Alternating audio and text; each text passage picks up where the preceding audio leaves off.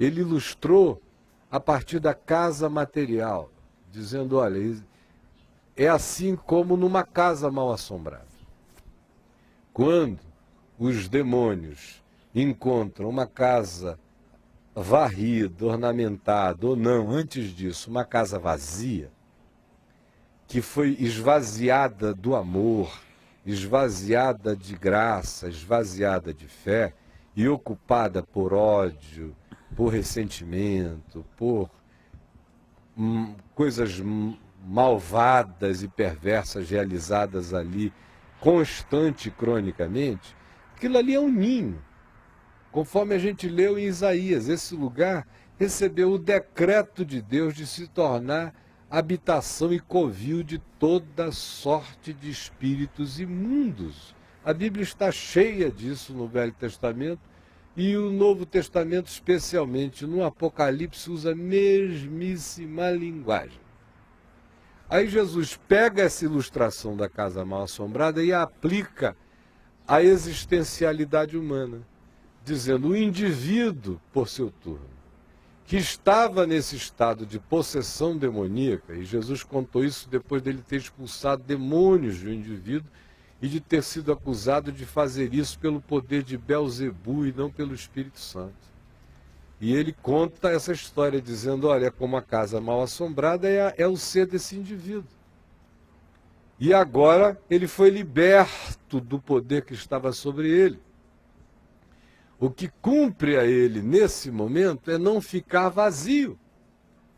Porque não adianta nada você chegar e expulsar demônios de um indivíduo que estava possesso e esse indivíduo não encher a mente, não encher o coração, não encher a vida de fé, não encher a vida do mais valente, que foi como Jesus se autodesignou nas 3 passagens de Mateus, Marcos e Lucas que narram a mesma ocorrência. Ele se chamou de o mais valente, porque ele disse que se o mais valente não for convidado a fazer morada ali, ele que bate a porta, querendo que alguém abra para ele entrar, ele entra nessas horas para libertar, mas para ele ficar, é preciso que o indivíduo liberto diga, fica, Senhor, faze morada em mim.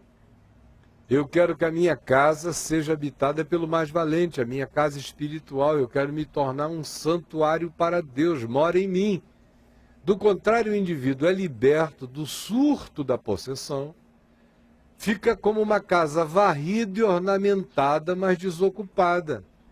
Aí Jesus usou a seguinte imagem, é a semelhança de uma casa concreta, quando um inquilino perverso foi expulso, e depois de uns anos ou de um tempo ele passa e dá uma olhada na casa dele. Eles sempre voltam para dar uma olhada naquela casa onde eles já moraram.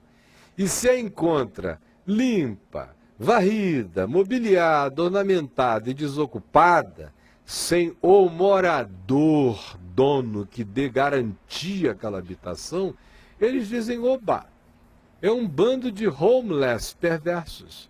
Eles pegam e vão e chamam 7 outros piores e fazem uma república da desgraça na vida daquele indivíduo.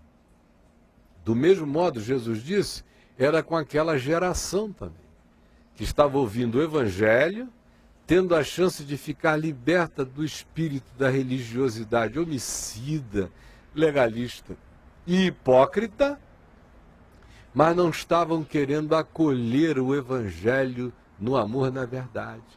Jesus disse, vão ficar 7 vezes piores em seu estado do que já era pavoroso o primeiro. Então a única coisa que dá garantia não é que alguém chegue e ore e a pessoa fique liberta, é que o liberto permaneça liberto pela invocação, pela entrega, pela rendição, pela obediência ao Evangelho, chamando somente a Jesus de Senhor e vivendo somente sob o senhorio de Jesus.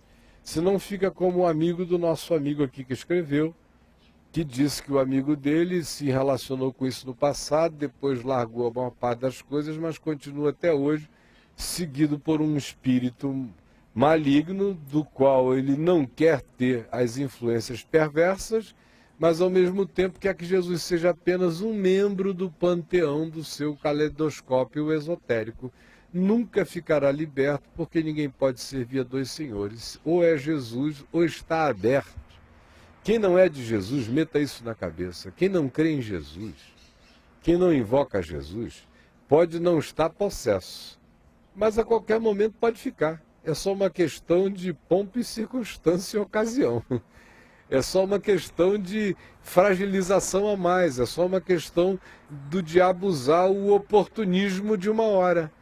Aí ele, numa crise de ódio, pode ficar possesso.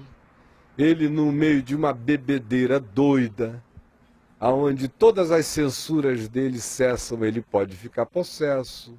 Ele tomando alucinógenos que lhe tirem o eixo mínimo do controle mental, pode baixar a guarda de tal modo que ele fique possesso.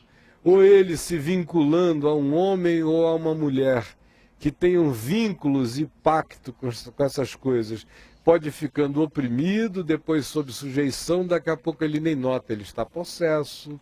Ou ele indo habitar uma casa que esteja já carregada dessas energias fantasmagóricas, marionetadas por demônios, não tendo ele Jesus na vida, pode ficar possesso. Assim como o indivíduo que tem fé em Jesus, mas é aquela fé epidérmica, e mantendo esse mesmo tipo de coisas, necessariamente por ter a mais incipiente de todas as manifestações de fé, não ficará possesso, mas pode ficar oprimido, pode ficar sob uma leve sujeição, pode ficar vendo essas coisas sem saber se defender, e como o amor de Deus não entrou no coração dele para valer, e botando o espigão até o fundo, ele não chamou Jesus de Senhor para todas as implicações da vida e não quis viver em obediência ao Evangelho e em confiança total a Jesus, ele vai existir nesse estado de opressão claudicante, mas nunca mais possesso, se ele de fato tem algo de Jesus verdadeiramente no coração, por mais incipiente que seja. Mas o indivíduo sem Jesus é uma porta aberta, é um queijo suíço, é só uma questão de oportunismo e de circunstância. A diferença é que tem uns que invocam, de um outro lado tem aqueles que são já psiquicamente sugestionáveis e suscetíveis. Tem aqueles que já fazem parte de um contexto familiar que nutriu o inconsciente deles, ainda que eles não saibam, da expectativa desse tipo de manifestação, ainda que o cara hoje seja um doutor em biologia, mas a avó, a tataravó, a mãe, foram pessoas que nutriram isso, que o embalaram nessa perspectiva, tanto quanto tem gente que foi objeto de muitas consagrações na infância, inconscientemente, a essas coisas. E olha, o diabo agarra a consagração de verdade. Hoje a gente está indo até 12h20. Então só me avisem de novo quando for 12h15. Agora é 12h06 ainda. Então eu quero abrir o telefone.